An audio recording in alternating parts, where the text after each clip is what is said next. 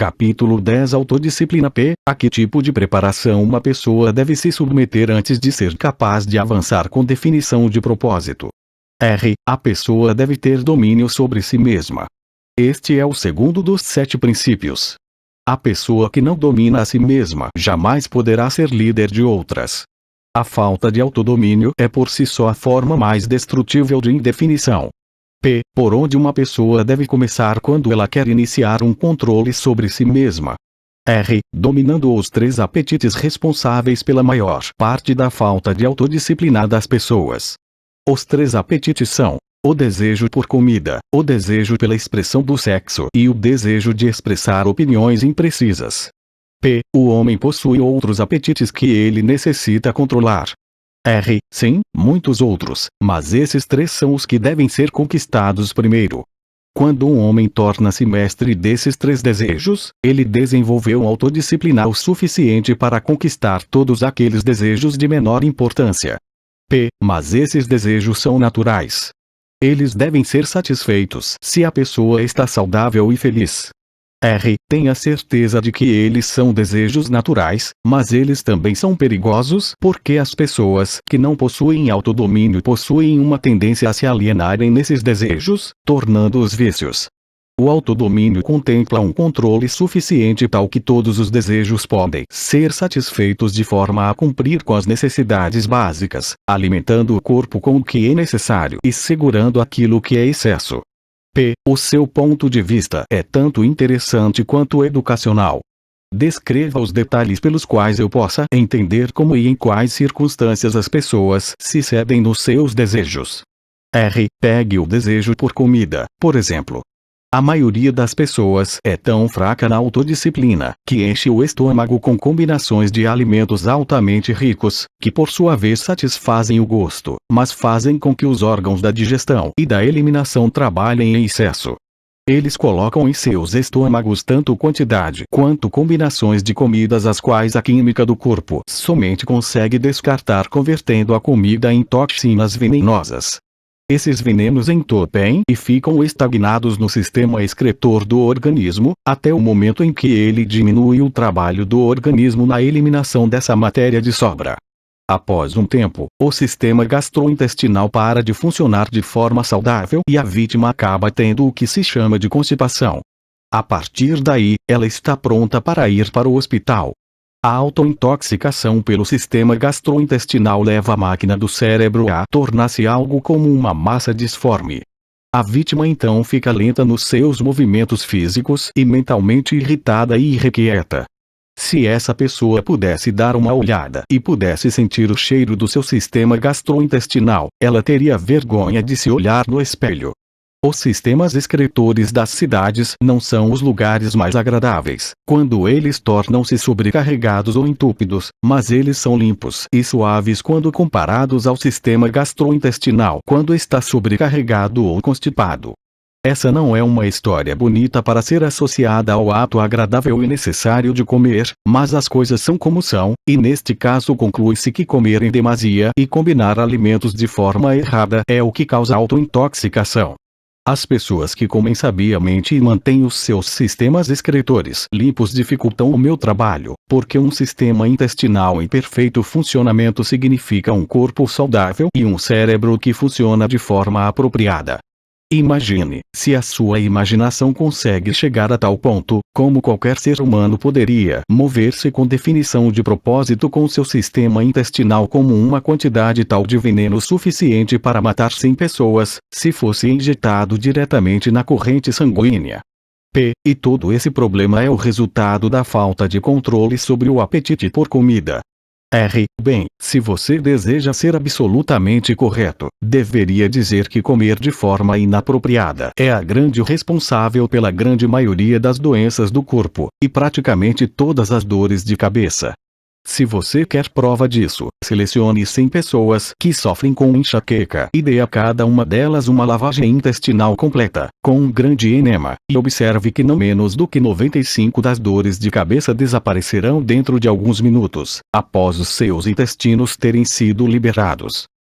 Por tudo que você diz sobre o trato intestinal, tenho a impressão de que o domínio sobre o apetite físico por comida significa também o domínio sobre o hábito de negligenciar e manter os intestinos limpos. Isso está correto? Sim, isso é verdade. Tão importante quanto eliminar o lixo do organismo e as porções não utilizadas de comida é ingerir as quantidades corretas bem como as combinações adequadas de alimentos. Nunca pensei na autointoxicação como sendo um dos seus instrumentos para controlar as pessoas e estou totalmente chocado em saber quantas pessoas são vítimas desse sutil inimigo. Vamos ouvir o que você tem a dizer desses outros dois desejos. Bem, vamos falar do desejo por sexo. Essa é uma força com a qual controlo os fracos e os fortes, os velhos e os jovens, os ignorantes e os sábios. Na verdade, domino todos aqueles que negligenciam em dominar o desejo por sexo. Como se pode dominar a emoção do sexo? Pelo simples processo de transmutar essa emoção em alguma forma de atividade que não seja a cópula. Sexo é uma das grandes forças que motivam os seres humanos.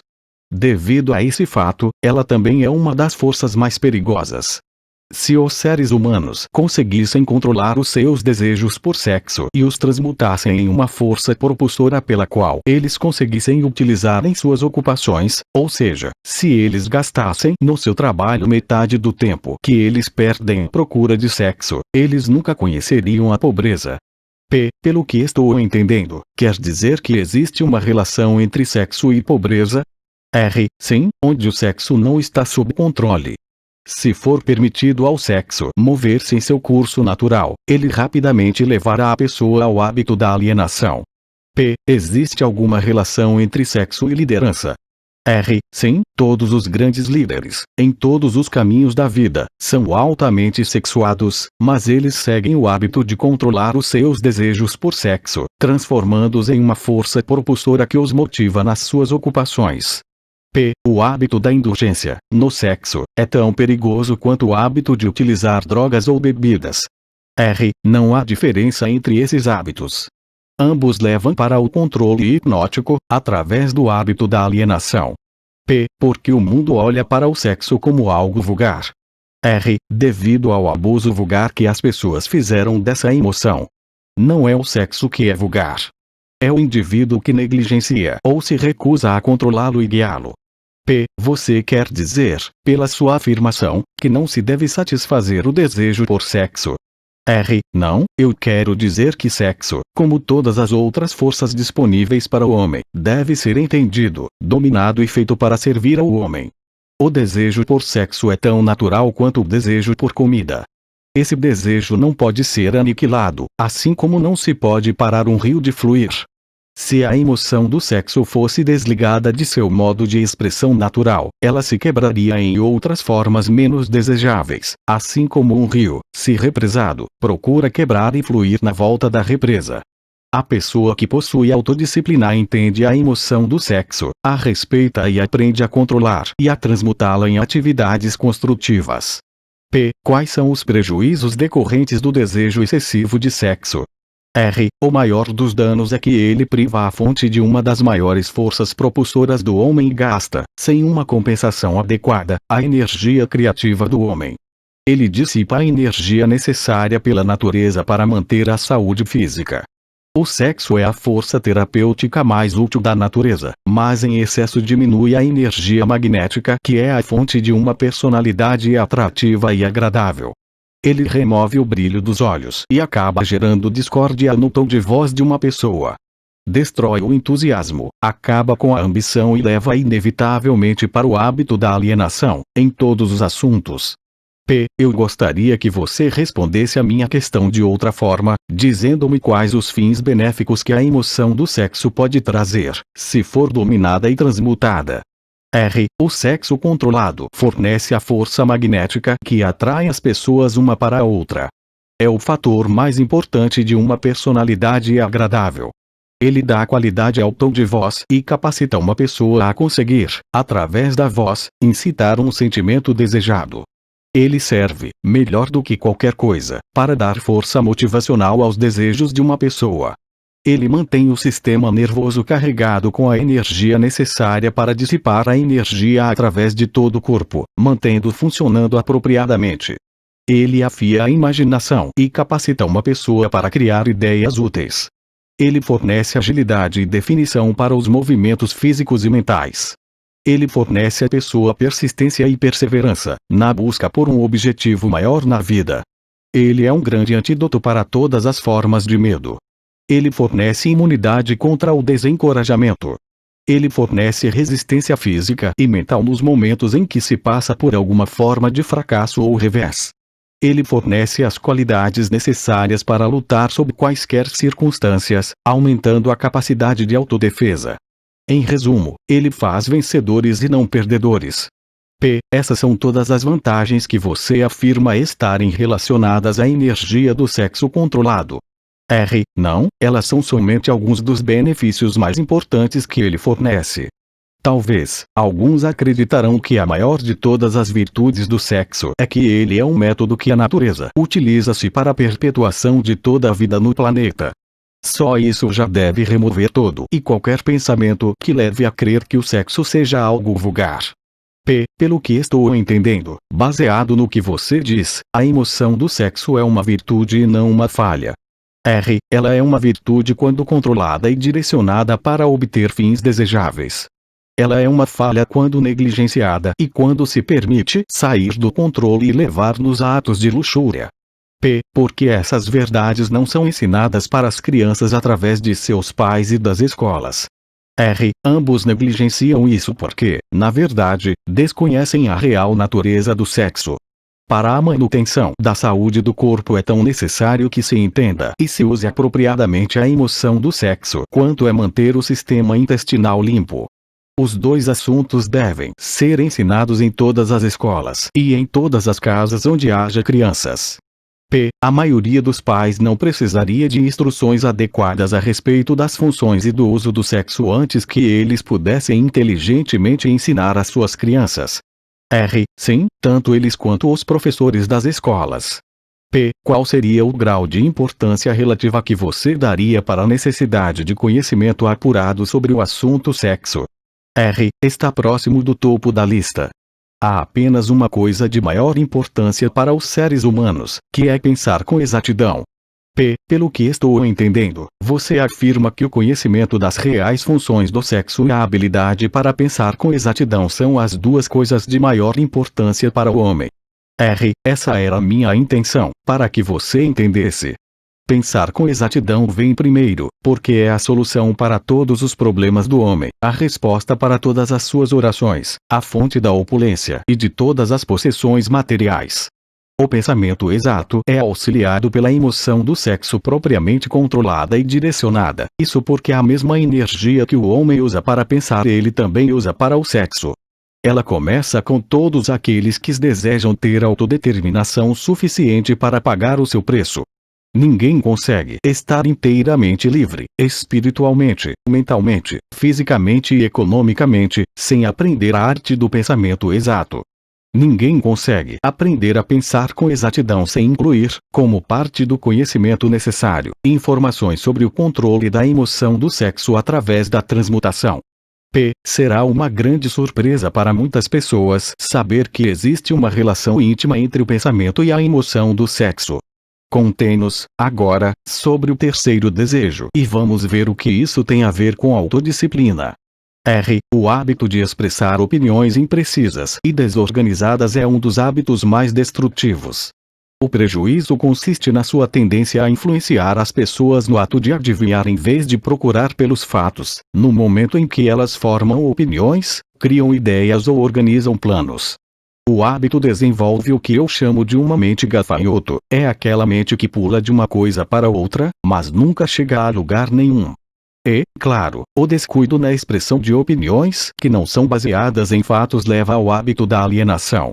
A partir desse ponto, é somente um passo ou dois até que se estejam amarrados pela lei do ritmo hipnótico, que, por sua vez, automaticamente inibe o pensamento com exatidão. Quais outras desvantagens existem na livre expressão de opiniões? R. A pessoa que fala demais acaba informando ao mundo todos os seus planos e objetivos e, por sua vez, fornece aos outros a oportunidade de lucrar com as suas ideias. Homens sábios mantêm seus planos para si mesmos e evitam expressar opiniões que não tenham sido solicitadas. Isso previne que outros possam apropriar-se de suas ideias, bem como dificulta o acesso de outros aos seus planos, diminuindo assim as interferências desnecessárias. P. Por que tantas pessoas insistem no hábito de expressar opiniões não solicitadas? R. Esse hábito, na verdade, inclui em si mesmo um modo de expressar egocentrismo e vaidade. O hábito da autoexpressão é inerente às pessoas. O motivo por trás do hábito é atrair a atenção de outros e impressioná-los favoravelmente. Na verdade, ele possui justamente o efeito contrário. Quando aquele que se convida a falar atrai a atenção, geralmente ele atrai para si condições desfavoráveis. P. Sim, quais são as outras desvantagens desse hábito? R. A pessoa que insiste em falar demais raramente tem a oportunidade de aprender ouvindo outros. P. Mas não é verdade que um orador que possua uma aura magnética normalmente coloca-se no caminho da oportunidade para beneficiar a si mesmo atraindo a atenção de outros através do poder da sua oratória? R. Sim, um orador que possua o dom da fala realmente possui um ativo de tremendo valor na habilidade de impressionar as pessoas pelo seu discurso, mas não consegue fazer o melhor uso desse ativo se forçar o seu discurso em pessoas que não solicitaram a sua fala. Nenhuma outra qualidade acrescenta mais a personalidade de uma pessoa do que a habilidade de falar com emoção, força e convicção. Mas um orador jamais deve impor o seu discurso sobre outro sem ter sido convidado a fazê-lo. Há um velho ditado que diz que nada vale mais do que o seu verdadeiro custo. Isso se aplica tanto para a livre expressão de opiniões que não são bem-vindas quanto para as coisas materiais.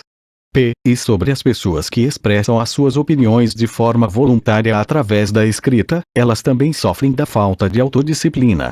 R. Uma das piores pestes presentes na Terra é a pessoa que escreve cartas deliberadamente para pessoas públicas de alta proeminência. Políticos, estrelas do cinema, homens que foram bem-sucedidos nos seus negócios, ou até mesmo escritores de livros best-sellers, e ainda pessoas cujos nomes aparecem seguidamente nos jornais, são frequentemente assediados por aqueles que escrevem cartas expressando as suas opiniões dos mais diversos assuntos. P. Mas escrever cartas não solicitadas é uma forma inofensiva de encontrar o prazer através da autoexpressão, não é? Que tipo de dano uma pessoa pode causar por esse hábito? R. Hábitos são contagiosos. Todo hábito atrai um conjunto de hábitos relacionados. O hábito de fazer qualquer coisa que seja inútil leva à formação de outros hábitos que também são inúteis, especialmente o hábito da alienação. Mas esses não são todos os perigos associados com o hábito do prazer em escrever opiniões não solicitadas. O hábito cria inimigos e coloca em suas mãos armas perigosas pelas quais podem causar grandes transtornos àqueles que insistem em mantê-los. Ladrões, estelionatários e vigaristas pagam altos preços pelos nomes e endereços de escritores desse tipo de cartas, porque, conhecendo-os como eles os conhecem, acabam tornando-se vítimas fáceis de todas as formas de esquemas que resultam na perda do seu dinheiro. Eles referem-se aos escritores de tais cartas como doidos. Se você deseja saber o quão idiotas essas pessoas são, leia a seção de cartas de leitores de qualquer jornal, a coluna na qual o jornal publica opiniões voluntárias de seus leitores, e você verá por si mesmo como os escritores de tais cartas antagonizam pessoas e trazem para si a oposição de muitas outras. P. Eu não tinha ideia, Sua Majestade, de que as pessoas podem criar tanta confusão apenas expressando opiniões não solicitadas, mas agora que você trouxe o assunto à tona, lembro-me de ter escrito para o editor de uma proeminente revista uma carta de crítica, que obviamente não havia sido solicitada, e que no futuro custaram-me um belo trabalho e um emprego na sua empresa, que me geraria um alto salário. R. Esse exemplo é perfeito. O lugar adequado para começar a autodisciplina é exatamente onde você está. O modo para começar é exatamente reconhecendo a verdade de que não existe nada para sempre ou nada de diabólico exceto o poder da lei natural, em toda a criação e em todos os universos. Não existe nenhuma personalidade individual, onde quer que seja, através de todos os universos, que possua o mais ínfimo poder para influenciar um ser humano, exceto a natureza e as próprias pessoas, por si mesmas. Não existe ser humano algum, agora, vivendo ou que já tenha vivido, e absolutamente ser humano algum que venha a viver em qualquer ponto do planeta, que tenha o direito ou o poder de privar o outro de seu privilégio de exercitar o pensamento livre e independente. Esse privilégio é o único sobre o qual qualquer pessoa pode ter controle absoluto. Nenhum ser humano adulto jamais perde o direito da liberdade de pensamento, mas muitos perdem os benefícios desse privilégio, ou por negligenciá-lo ou porque já foi tirado deles por seus pais ou instrutores, antes mesmo da idade do entendimento. Essas verdades são autoevidentes, não menos importantes, pelo simples fato de terem sido reveladas a você pelo diabo e não pela minha oposição. Mas no que as pessoas vão se sustentar no momento de uma emergência quando elas não souberem para onde nem a quem apelar? Deixe que elas se apoiem na única fonte de força disponível para qualquer ser humano. E o que é essa força? Eles mesmos. A força de seus próprios pensamentos. A única força que eles podem controlar e na qual eles devem se sustentar. A única força que não pode ser nunca pervertida, modificada, mexida e falsificada por outros seres humanos mal intencionados. Tudo o que você diz parece lógico, mas por que eu deveria vir justamente para o diabo para descobrir tais verdades tão profundas? Vamos voltar para os 7 princípios. Você revelou informação suficiente que mostra claramente que o segredo de como quebrar o poder do ritmo hipnótico está justamente embutido nos 7 princípios. Você mostrou também que o mais importante de todos esses princípios é a autodisciplina. Agora, vá em frente e descreva os outros 5 princípios que você ainda não mencionou, e indique quais as suas funções para auxiliar uma pessoa a adquirir a autodisciplina. Primeiro, deixe-me resumir essa parte da minha confissão revelada até o presente momento. Eu lhe contei francamente que meus 2 instrumentos mais efetivos para dominar os seres humanos são o hábito da alienação e a lei do ritmo hipnótico. Mostrei a você que se alienar não é uma lei natural, mas um hábito feito pelo homem que o leva, por sua vez, a submeter-se à lei do ritmo hipnótico. Os 7 princípios são os meios pelos quais o homem pode quebrar o padrão do ritmo hipnótico e assumir novamente o controle de sua própria mente. Como você pôde ver, dessa forma os 7 princípios são os 7 passos que levam as vítimas do ritmo hipnótico a abrir a fechadura de suas prisões autoimpostas. Os 7 princípios são a chave mestra que abre as portas para a autodeterminação espiritual, mental e econômica. Isso é verdade. Sim, essa é outra forma de dizer a verdade.